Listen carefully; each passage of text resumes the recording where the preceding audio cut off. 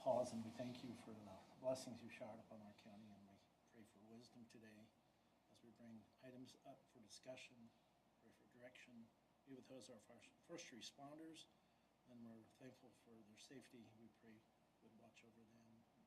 Mindful of poor weather, and we pray for everyone in the community to slow down and just take it easy, and let's not have accidents. So add to this prayer and go with us this evening. Pray it all in the name of Christ. Amen.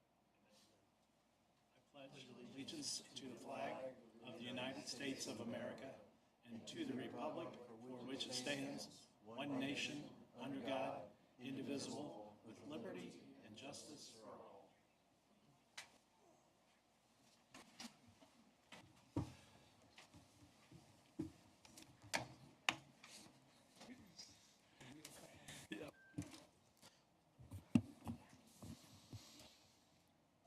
Jeff Stringer will not be joining us this evening due to a family emergency.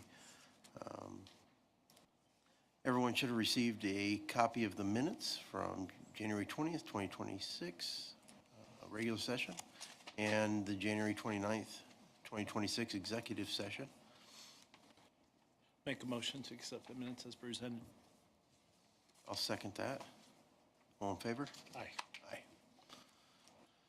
We had payroll totaling $323,928.66 and claims totaling $336,224.01. Motion to accept the financials. I'll second that motion. All in favor, aye? Aye. 2-0. And Sheriff.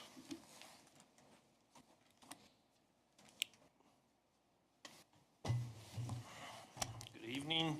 Good evening. As of today, we have 49 inmates, 27 pretrial circuit, 15 pretrial superior, 4 DOC, and 1 F6.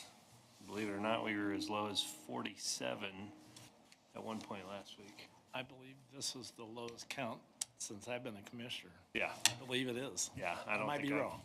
Yeah, 47 was probably the lowest since I'm in my 8th year as sheriff, so It's a good thing. I'm in my 13th year. yeah, we're not complaining. No, I exactly. think when I started, there was over 100 in jail. Yeah, oh, yeah. Just a couple things on the schedule. I did make contact for that clean out I asked about at the last meeting that was helping with the sewer issues. Those, we don't have a schedule yet, but I did contact them, give them a green light on getting that done.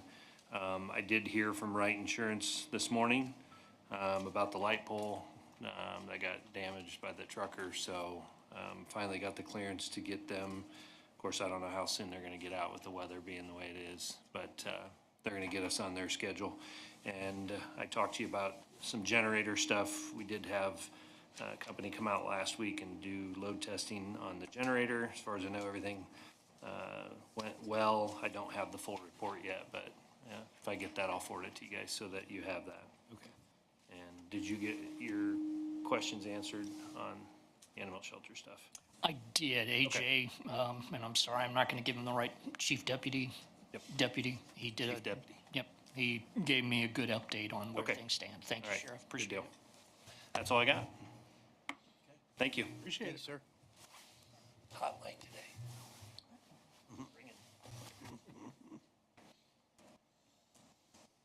Matt.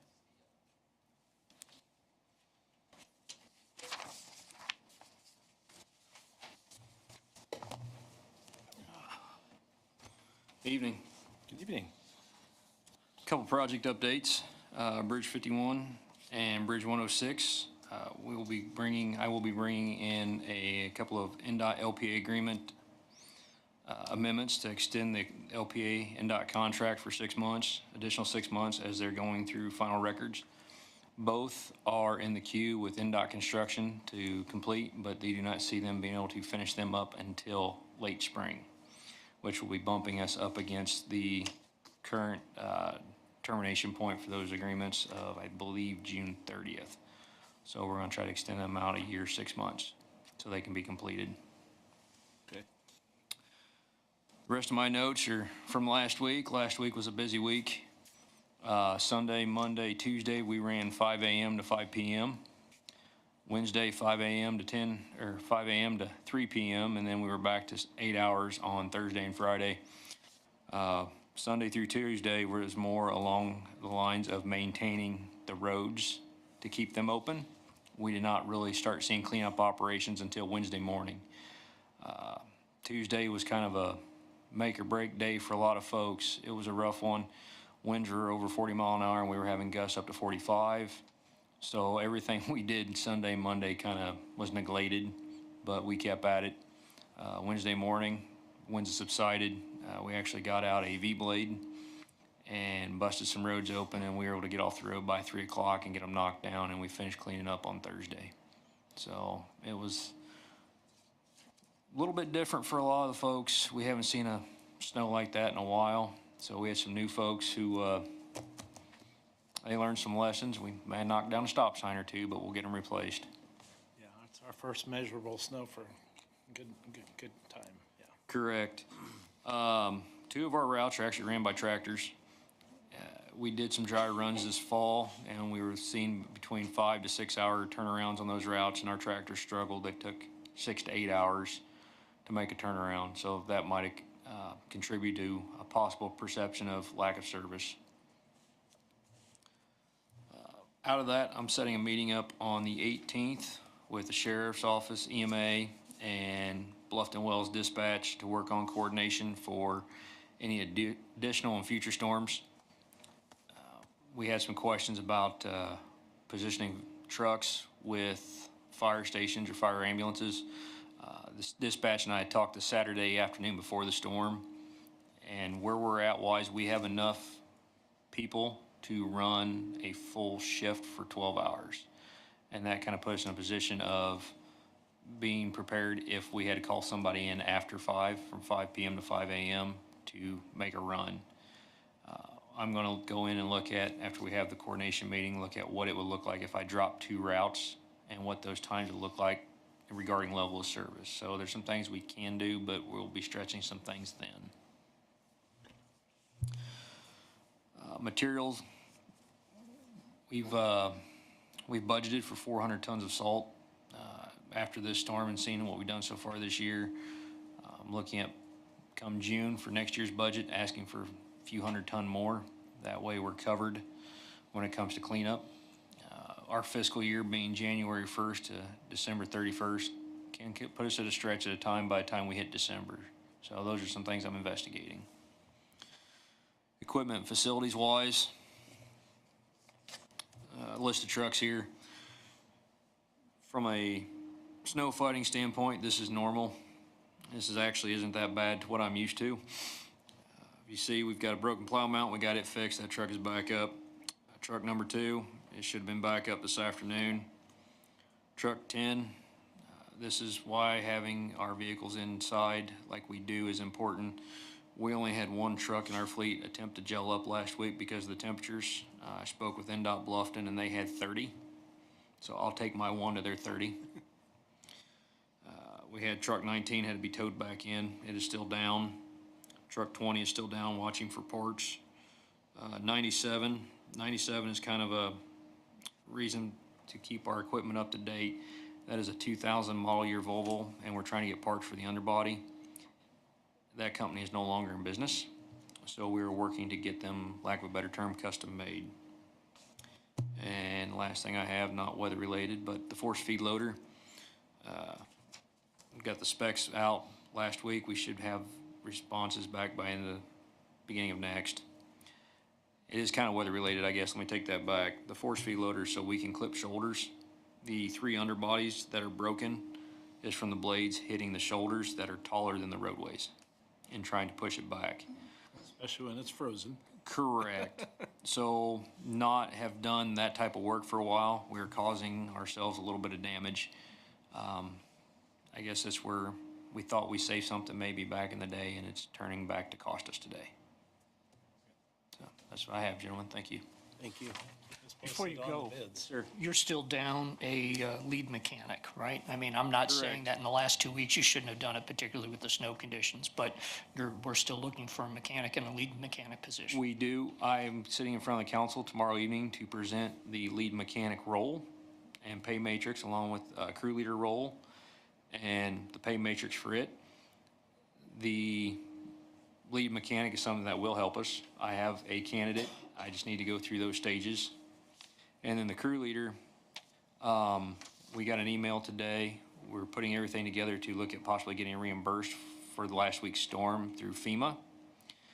The crew leader is a position that I plan to utilize to assist the foreman in tracking all of our costs in Violytics.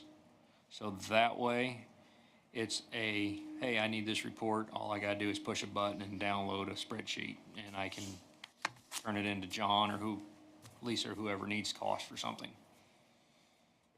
Thanks for the update. Yep. It's on the agenda as a permanent matter on the print agenda, but we do not have any rights of way for approval today. Thank you. Thank you. Thanks, Matt. Nate?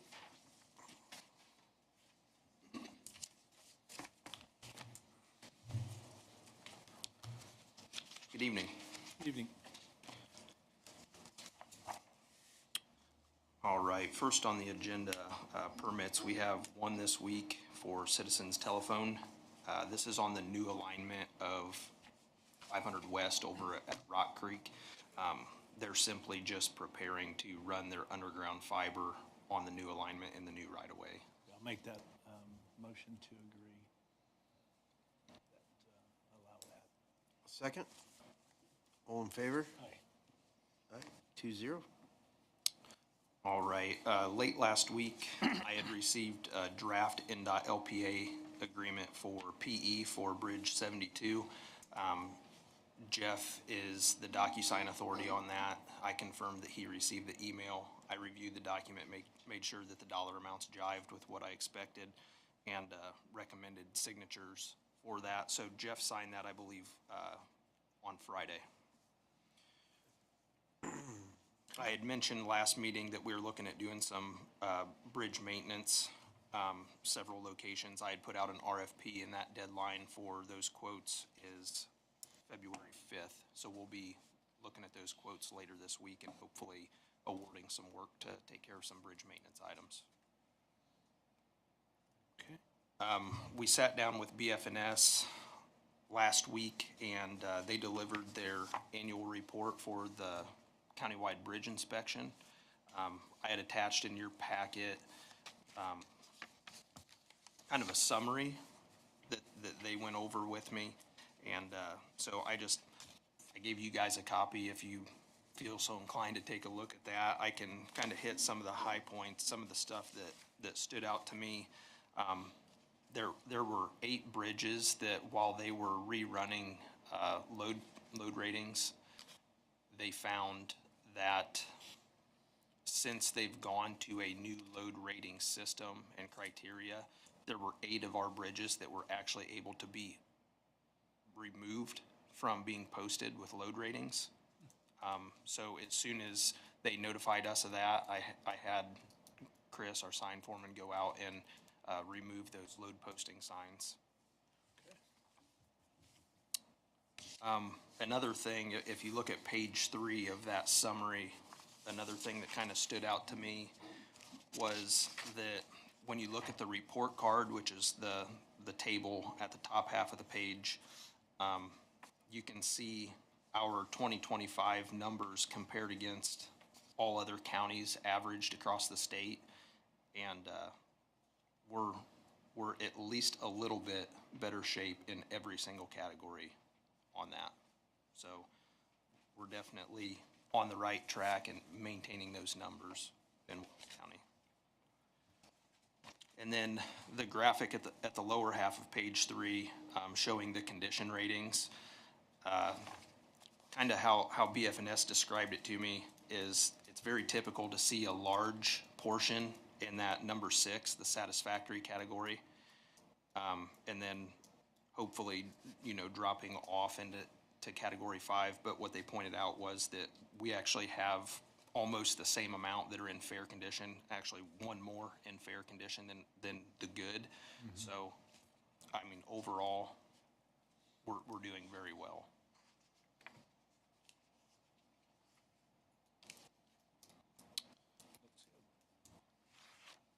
Update on a current bridge project, Bridge 54 down on 600 West. Kind of same story as last meeting. They've started driving piling now for Pier 2. Their plan is to continue driving piling as weather permits. Some of these colder days, stuff's been freezing up and they've been having trouble dewatering the cofferdam to have semi-dry working conditions. So basically, as long as it's warm enough for them to keep the pump running and dewater, they've been working on driving piling. So that'll continue as weather permits. One item that I failed to get on my outline, but I remembered after I was here, I had emailed, I think, all three of you last week about potential, with some suggestions about renaming the two pieces of Old Hoosier Old Highway. Hoosier, yeah. Yeah, so I know Blake, you had responded that you were on board at least partially with what the recommendation was. I didn't know if we wanted to talk about that. I don't know if that's something that you guys want to vote on tonight or table it for next meeting or what. I would like Jeff to be here Okay. if we can. Yep. Just, no, I don't know. Yeah, if we can't wait, we should. Yep, that's fine. I'll go ahead and throw it on my agenda for next meeting then. Okay. So that's all I've got. I appreciate it. Thanks, Nate. Did you want to talk about the bonding exemption request form? I did. Okay. I failed to put that on my agenda too. That was No, kind of that's- just late this afternoon that we were. You were very patient with my review. Thank you, mister. So, again, this doesn't have to have a vote this evening either, but I had also attached in your guys' packet, this was kind of a finalized draft that Ted and I had completed just this afternoon. But we had discussed with the new permits, the permit fee schedules and bonding about the possibility of having like an exemption request if you meet certain criteria. Namely being smaller local utilities that we've done business with for years that seldom cause us any heartburn. So this is an exemption request form that I had put together. Basically, if you meet certain criteria, you can submit this to us for review. It would make you exempt from some of the permit fees and give you kind of a flat rate permit fee, and then exempt you from the bonding as well. It would be renewed every year. Yeah, they would resubmit it each year, and once approved, we would basically just ask any time that they would submit a permit that they include a copy of their approved exemption form. Sure. And it also, another point here, it's not only for utilities, but this also would cover like residents of Wells County, like the farmers that are doing, tile work up in the right of way or gonna cross, replacing a private farm field tile, just to kind of exempt them from some of the bonding and stuff. It's just saying they've proven to be responsible and doing things the right way. Right. Yeah, I'd be okay with. And we're also receiving income tax from those residents and businesses doing. So some of the concern was if people aren't paying and contributing to the county, we would want them to pay the entire amount. But for a smaller project, it could be worthwhile. There's still the application and consideration fee. So Nate's time and the time of his staff would not be totally unencumbered. So we'd have something, but then we'd still have some return on income tax and other taxes from in-county. Yep. No, I'll make a motion to accept that. I'll second that. All in favor? Aye. 2-0. Thanks for reminding me, Ted. Okay, if we didn't do it today, I would have forgotten about it. Thank you for doing Yep. that, Nate. Thank you, guys. Matt?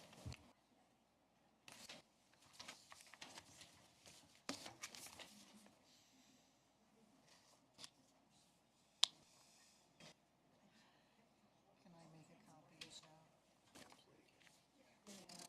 You want one that's clean, I've written on? No, it doesn't matter, that's fine.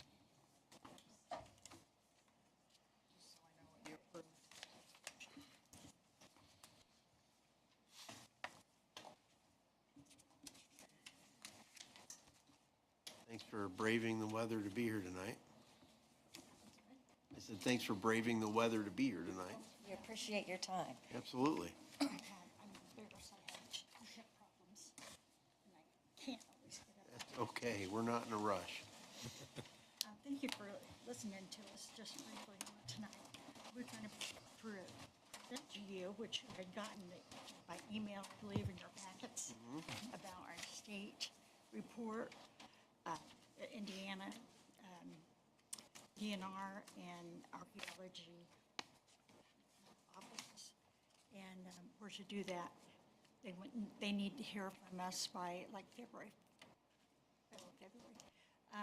Did you have any questions on your packet? Presentation? So we just included the required sections. I did want to make a change to section 2. Evidently, I can't add well. And so the total expenditure is 64,000 instead of 68. So we did stay under our allotted budget of 65,000. 50,000 of that is for a Murray restoration project.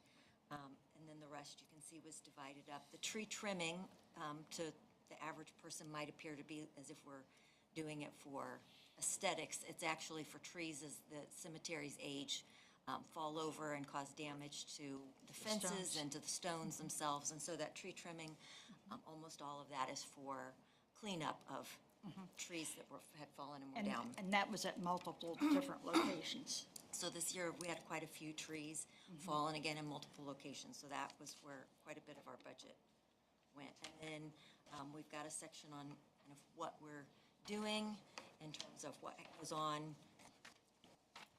for the board itself, and then the plans currently are to continue the restoration project and then to look at Old Bluffton. It needs some improvements and repairs to the fence at the front gate of that.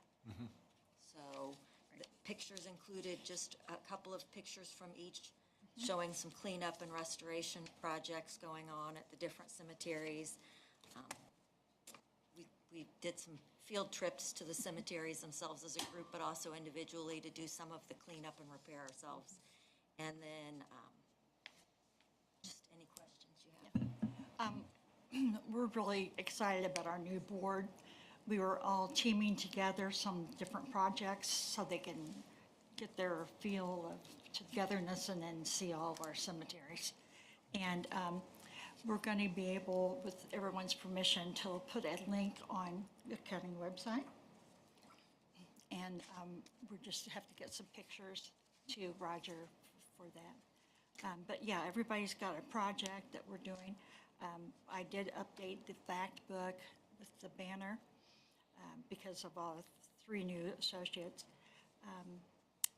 I have contacted 2 different speakers to enlighten us on some projects as they come. One's going to be next Monday, and then the other one's in Florida. They'll be back in March. I think we've been really busy the last few years for volunteers. And you've got new board members too, so. Yeah. It's we've a got- learning curve, yeah, so, We've got great members. yeah, great. I know, Ms. Lehman, you were involved with this process. Do you anticipate taking bids for additional restoration at Murray Cemetery or others like you completed last year? We're almost done with the cemeteries on the north and south side of Murray. We just have once the weather breaks, we need to do some leveling of the ground and then seeding. And other than that, it's really wrapping up quickly. Good. We'd hope to approach you guys to maybe go ahead and work on the old Bluffton Cemetery. We have contacts, and everything's just been working great. And I did get bid information from Lisa regarding the process for it. So we follow the process. Fantastic. Okay. Great. There's nothing written for us. We don't have any guidelines, so I think we're doing, okay. Great. Appreciate it. Thank you. Thank you.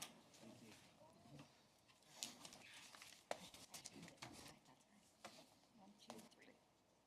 Thank you. Thank you.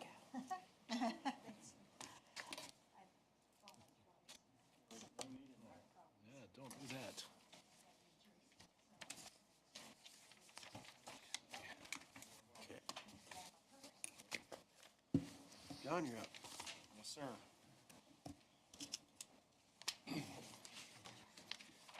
Good evening, everyone. Evening. Evening. So first off, I'd like to go over the 2025 year in review for the Emergency Management Office. I did provide each of you with a packet that I'm reading from. I will not hit everything 100%, but to go over some of the highlights. So one of the things to be an emergency manager, the following that I'm going to go over has got to be completed. And the FEMA Professional Development Series consists of 7 online courses totaling 31 hours. And that's what we have to have for the Department of Homeland Security to pay part of our wages.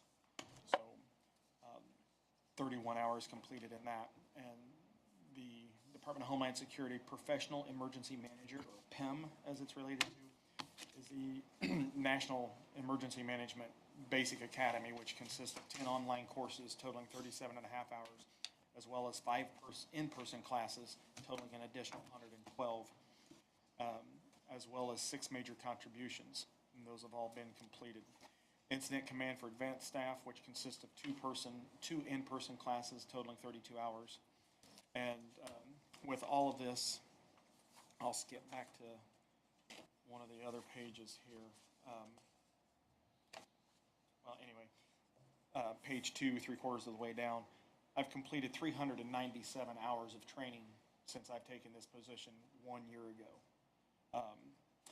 The Department of Homeland Security, Indianapolis, made mention that I was the first one of any of the emergency managers that they know of that have completed my PEM in 6 months. It's normally a 2 to 3 year course by the time you can get all your contributions done and all the classes completed. And I got asked by Mary Moran from the Department of Homeland Security what pushed me to do this. And it was a simple answer. Wells County deserves it. So I'll continue on. Additionally, with this training, I've enrolled in 2 separate college courses through Texas A&M. One of them being a certificate course for the Community Disaster Preparedness for Healthcare, which consists of 4 different courses. And the last course will be completed actually over the next 2 days. So I will not be in town. I'll be completing that certificate course. The second course is the Infrastructure Disaster Management, which is 5 courses. And I have 1 of those left, and I'll have my college certificate from that as well. So we've been pushing right along with trying to gain knowledge for this position. And then on page 2, there in the middle, you'll see where there's been additional classes and so forth and trainings that I have attended. And again, 397 hours of training to better Wells County. In September, we hired a new deputy director, Deputy Director Mike Dewey. From September through the end of the year, Mike has completed 70 hours of training to help better our office as well. And that gentleman comes in with a lot of knowledge and a lot of experience. Page 3, we talk about emergency drills and exercises. We've completed 6 in this year. We've done the Southern Wells relocation drill, a telecommunications failure exercise with District 6 to the south of us. We had our LEPC tabletop exercise. We participated with Bi-County Services with a relocation drill of their folks. And then we had the Healthcare Coalition tabletop exercise for an earthquake, as well as the Healthcare Coalition Corps for CHEMPAC deployment exercise. And as an emergency manager, we have to have 2 or 3 of those a year to keep up with our hours of in-service. Emergency call-outs in the EMA office, we had 12 call-outs throughout the year. And all of those incident reports are on file in my office if any of you would like to see those at any time. Getting out and working with our fire departments, I have been attending and have asked to participate in all of the Fire Chiefs Association meetings. And with doing so, I was asked to work on a couple very large, important projects. One of those was being able to help with our delinquent fire departments and getting recertified through the state of Indiana's EMS Commission as non-transport BLS providers. And we got that accomplished last month as well. and then assisting with finding a new medical director to better our county fire and EMS response. So we do have a new doctor that oversees our EMS here in our county. Just for the fire departments, not the actual EMS provider in the county. Grant work, that's not changed since we spoke last. We applied for a non-matching grant through, two non-matching grants through the Department of Homeland Security. And then I've also applied for a $7,000 non-matching grant through Norfolk and Southern, which we did receive. And that money was spent for educational and training purposes. So we can help provide first aid, CPR, AED, and stop the bleed classes for anyone in our county that may need it. And then I got asked to assist Liberty Center with a grant, helping her help writing a grant so they could receive money for AEDs, and they were awarded. A little bit about our LEPC. Our office was notified in December that the Wells County LEPC was delinquent on several subjects that are mandatory reporting requirements. If we didn't get those completed by the December 31st, that Wells County Emergency Local Planning Committee would lose their funding. I'm very pleased to announce that we have completed all of those tasks. We are 100% compliant. Over the 12 months, 11 months that I'd been in office, we had attended a total of 77 meetings throughout the year, whether it's this meeting, council meeting, District 3 Healthcare, District 3 EMAs, whatever. Preparedness, I'm not going to go through that list of items that I have received for free at no charge from the Department of Homeland Security. And currently I'm working with District 3 Healthcare Coalition in reference to purchasing a cargo trailer to utilize as a mass casualty, mass fatality response area trailer for both District 3 and District 6. When we've done our evaluations, our surveys, and our tabletop exercises, it was very adamant that we have a gap in emergency medical services for supplies to the scenes. And when I brought my idea to the District 3 Healthcare Coalition, they thought it was a very good idea, and that if they purchased the trailer and possibly part of the supplies, that we would host it down here in our county. So I will be looking forward to that conversation later this month to see if we're going to be able to do that. Currently working with the National Weather Service to make Wells County a storm-ready community. That has not been done. We are an ambassador at this point. We worked really hard to get through to that.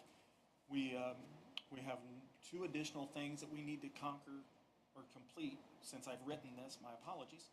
But one of them is holding a training session for the National Weather Service, which March the 4th, we're going to hold a Skywarn Spotters course here in Wells County.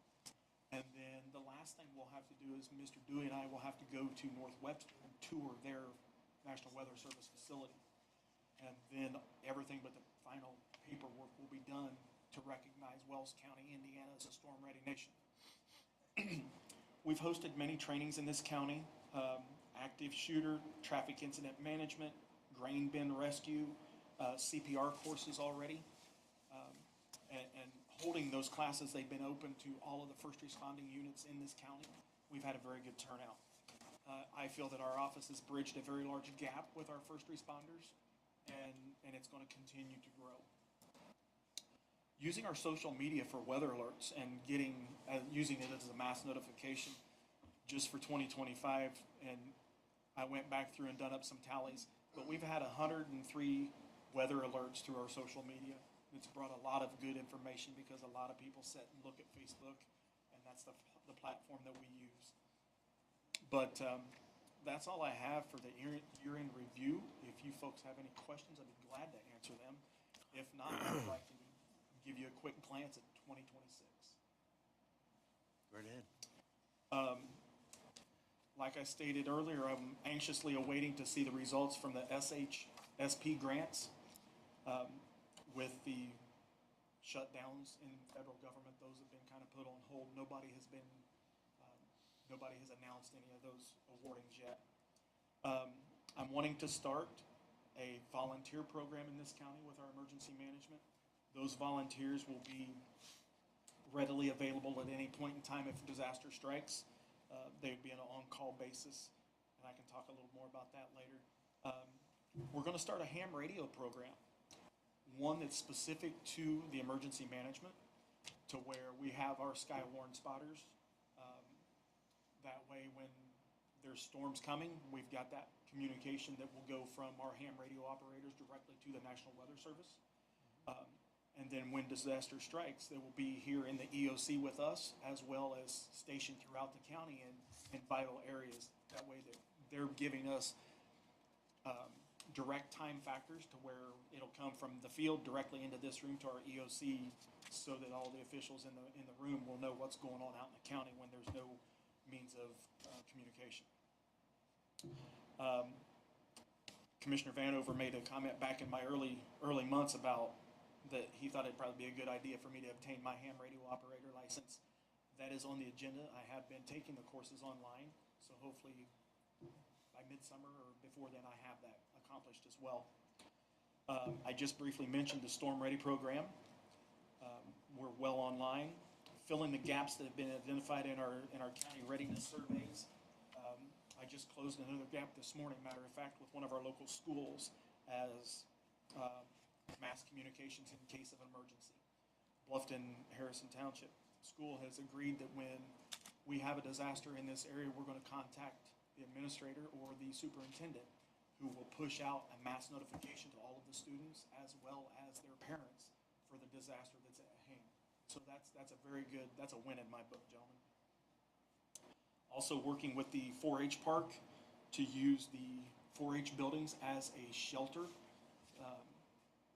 We have one shelter in case of a disaster, and that's the YMCA.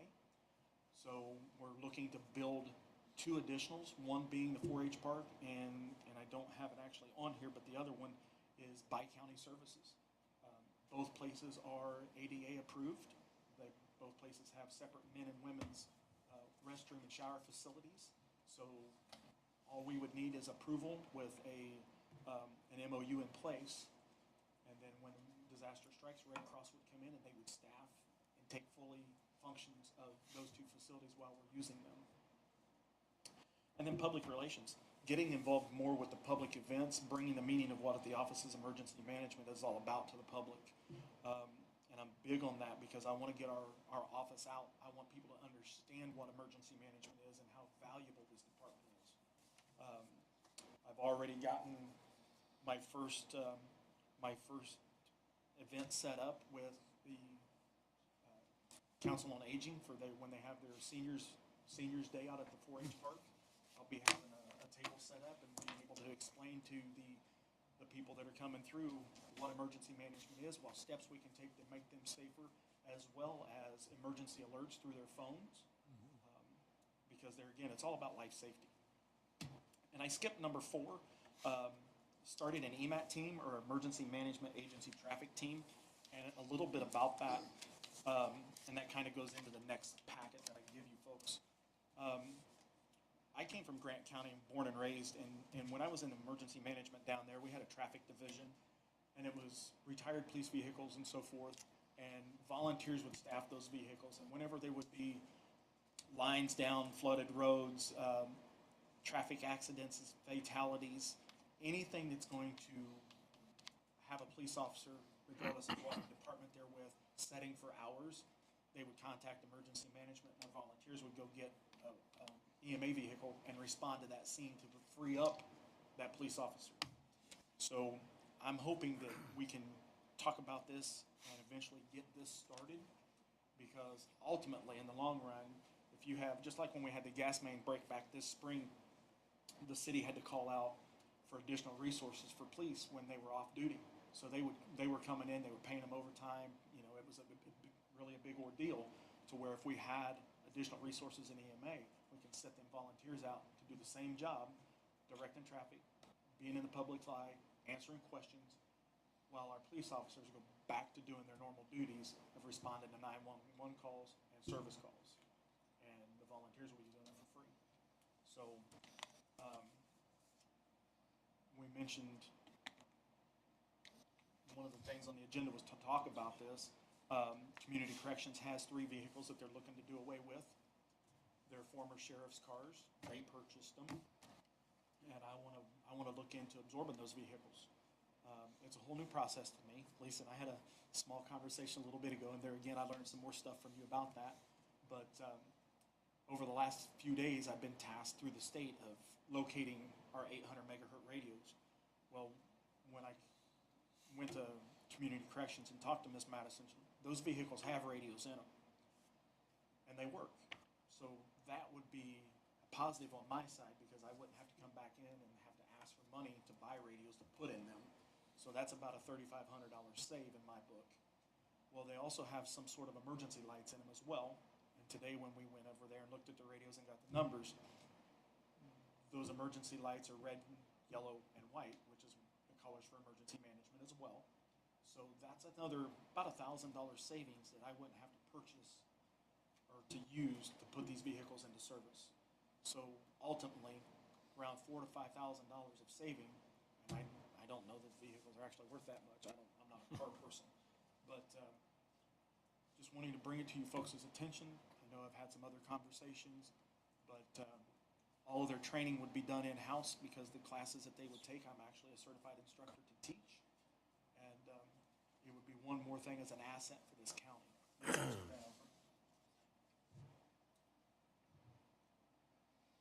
So you got the EVOC certification, is what you said? Yes, sir. I am a state certified EVOC instructor. I'm okay with asking to hold on to those vehicles for now until Jeff's back from the family emergency that he's had. And then maybe reviewing it again at that time. If you agree with that? Either next meeting or the first Right. meeting of March or Yeah. something like that. Because I don't think they're hurting anything sitting there right now. And as you stated, I don't think they're worth a whole lot, so. Yeah, we went out there this morning to turn on the radios, and we had to jumpstart the vehicles to get them enough power to get the radio to turn on. Makes sense. Can you remind me who currently holds title to those? Where are those held? They're entitled to the commissioners. Commissioners, right? What department is it? County Oh, they're community corrections. Community Corrections. Thank you. Any other questions, gentlemen? Thank you for that report. That's Yeah. it's a very extensive and something that we've sorely needed in a while, so It's been a while, exactly. thank you. Thanks for that. Really appreciate it. Have a good night. Thank you. Thank for you, your time. sir. Thanks, John. Michael?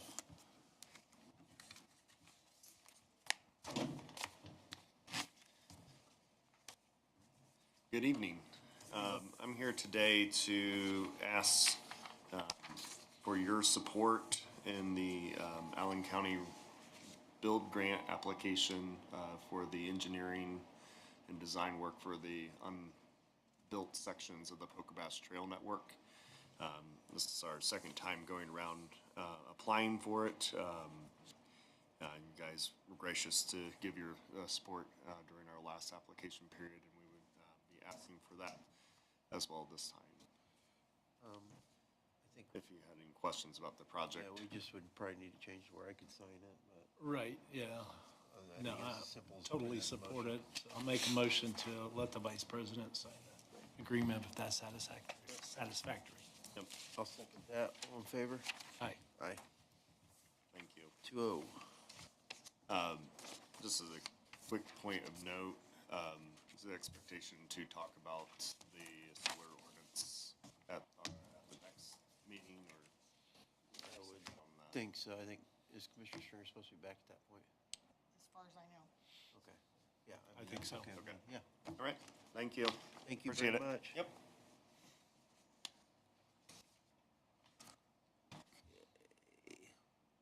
And Wells County Behavioral and Resource Center?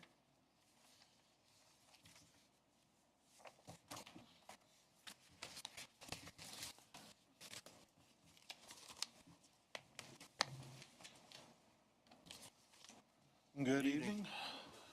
Eugene? So at this point, we are still searching for a location. We have put some messages out to Bluffton Regional Medical Center, waiting for a callback, and we're also looking at possibly sharing office space with Yehoshua Help and Gratitude, that ministry as well. During our board meeting, one of our members said that if the office space is needed immediately, he suggested that if there was a space that we could compact and store our stuff until we open the relocated office, that we could get things moved. Now, I know space is an issue, but he suggested that as a possibility to free up that space for the other project.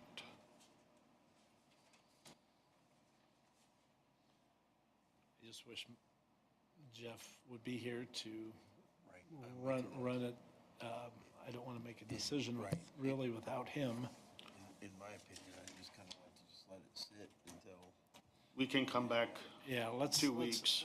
Let's visit on that in 2 weeks. Okay. I believe Commissioner Stringer had also spoken with the city of Bluffton. The city of Bluffton may have recently purchased a new building. They may have some open space. I might suggest on Commissioner Stringer's behalf, and I'm glad to see Commissioner Vanover nodding his head, you may want to reach out directly to the city of Bluffton. They may have spots. I don't know. I can't commit, obviously, the city to that different entity. But an opportunity might be there. And, you know, maybe that's just moving across the street as opposed to somewhere else. But please reach out to the city. They may or may not have space. Okay, I will do that. And when you said the facility, I mean, is that Lutheran, the Lutheran Be a part facility? of the Lutheran Okay, network. because I know that that was the other suggestion that Commissioner Stringer made, I guess, at the last meeting as well as subsequent to that. So we've had a couple messages that we've left there and just waiting for a call back. Okay. All right, thank you. Thank you, sir. Thanks. Monthly reports. They are in your pile. Next is the resolution for compensation for emergency conditions. I have no issue with this at all, so. Let's make sure that the date is correct on the resolution. The date that the county offices were closed were Monday, January 26th, correct? I just looked at my calendar too. Let's be sure.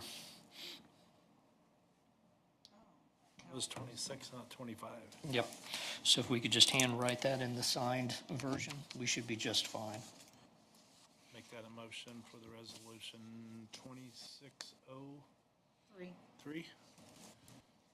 with that correction. I will second that. All in favor, aye? Aye. Resolution passes 2-0.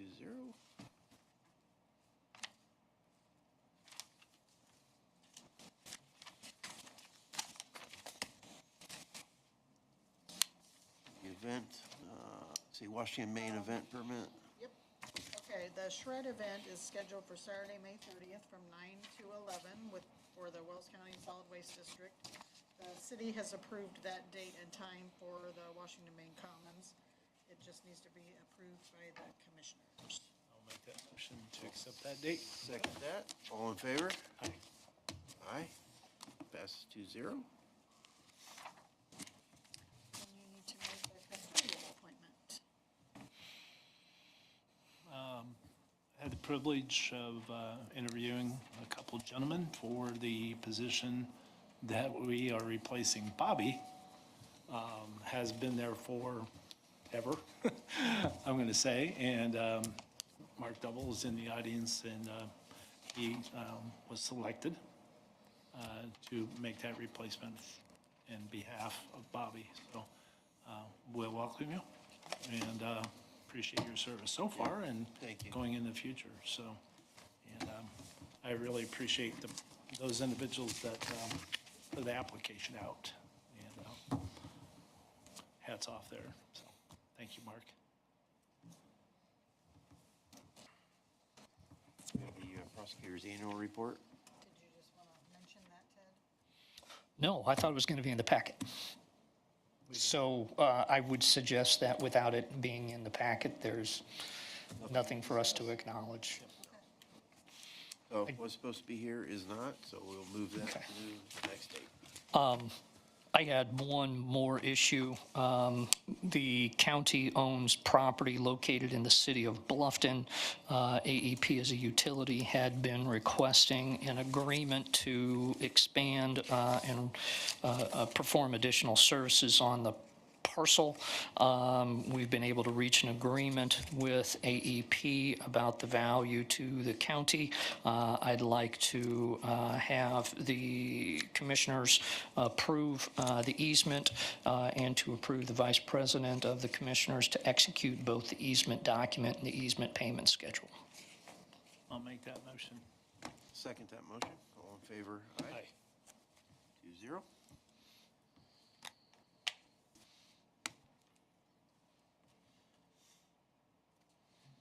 Anything else, Ted? That's all I had today.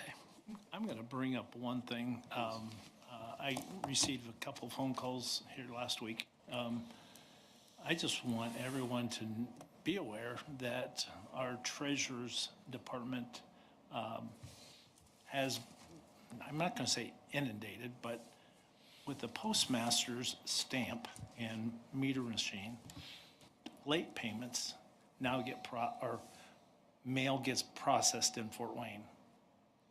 And with Veterans Day last year, it was on a Tuesday, and we had mail delivered to the post office and not get metered till the 12th.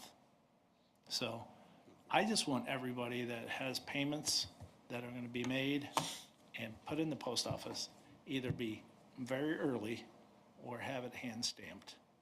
That really will clarify a lot of late payment disputes, so.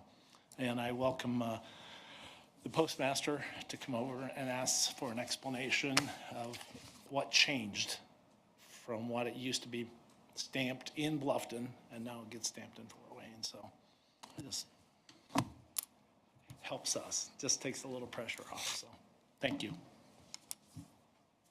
Okay, nothing else. Lisa? Nope. Anything? Anyone here? Okay, with that, I'll accept the motion to adjourn. Well, make that motion. Thank you. Thanks. Good seeing you.